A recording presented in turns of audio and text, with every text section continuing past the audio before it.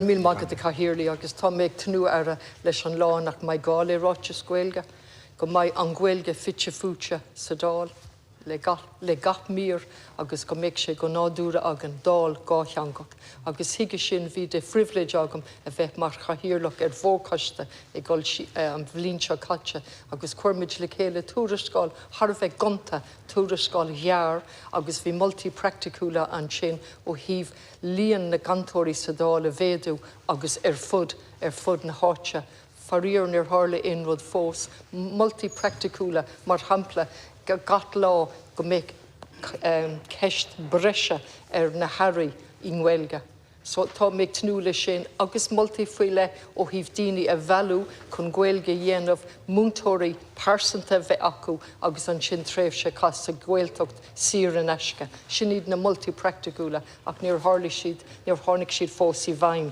Tá mé díreach taga ón coiste Ghaeilge agus uaireanta bíonn mé níos le brí ó híomh na Gaeilgeide. Agus túrdóchas a méid a bhí le clistáil agam an sin ceir scoil ó Corcaí Coláiste á Choiste daltaí ó Coláiste Pobal Osraigh chun de Kilkenny, daltaí ó Gaelcoiste an Clár agus ó Condé an Clár agus daltaí ó Bhanscoil Garman.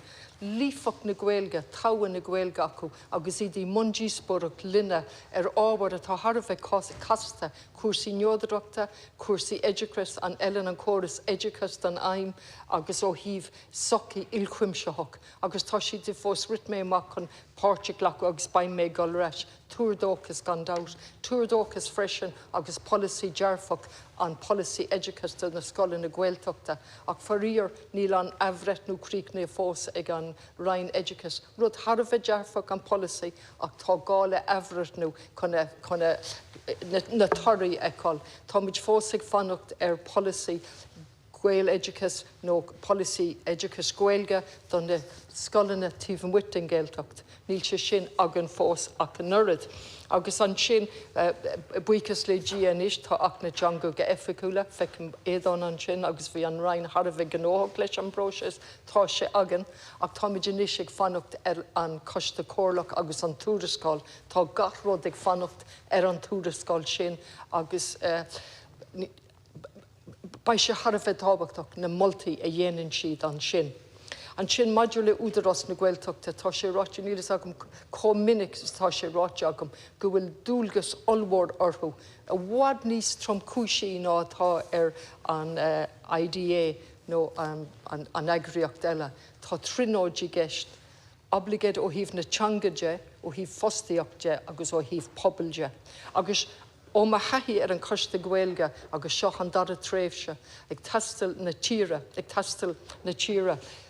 Cuasaí tithiíochta agus seirbhísí trí Ghaeilge. Mar is ól cinse tá tú an ólas faoi banú agriocht nua atá an bhód inis. Chun é sin a choranúil don réaltas, don choranúil don na politeoirí go bhfuil gá pránach le cuasaí tithiíochta Dáileáin tá aspa tithiíochta i gceist fud na Gaeltachtaí log. Tá multi-fuaile acu an seo, tá mé faoi srínta ama so níl mé an iad a léamh ma ach tá mé go hilas go thomláin ag seasamh ló maidir le na héalamh atá acu go ginearálta. Tá gá le scéim tithiíochta, tá gá le trórlínse, tá muid ag fannacht ní có fada inis, níos mó ná gá bhlínas dótha le rud có bunúsach le trórlínse ó híomh cuasaí tithiíochta na Gaeltachtaí, gan trácht tróracha ó híomh cuasaí tithiíochta sna háitena faoin tua. Agus an sin tá aspa bunstruchtúrí gceist. Tá muid fós ag fannacht le córas séirechas sa Cararúa i gríleáir na Gaeltachta. Séirechas ábh ag golas deas san isce. Fiche cúig blin tá muintir a cheantar ag tréid a leid inis tá cíl ceannaithe ag isce éirden agus tá síomh eile á lorg acu mar thuí siad a raibh le síomh a bhí omlam mí ceart agus inis tá orthú dal sa tro eile agus síomh eile a áil. Is tótha I mothúram is tá cosint faoi lethe an Ghaeilge is é Ghaeilge teanga na tíre go heficúil. Agus tá dúlgus ar an barta dhéanamh de réir an mríthir, gach rain, gach ceachta dála, agus tógáil an dhátheil atá an talamh, ionas go mbeidh Dáil, dhátheangach agan agus seirbhísí trí Ghaeilge. Gur mágad.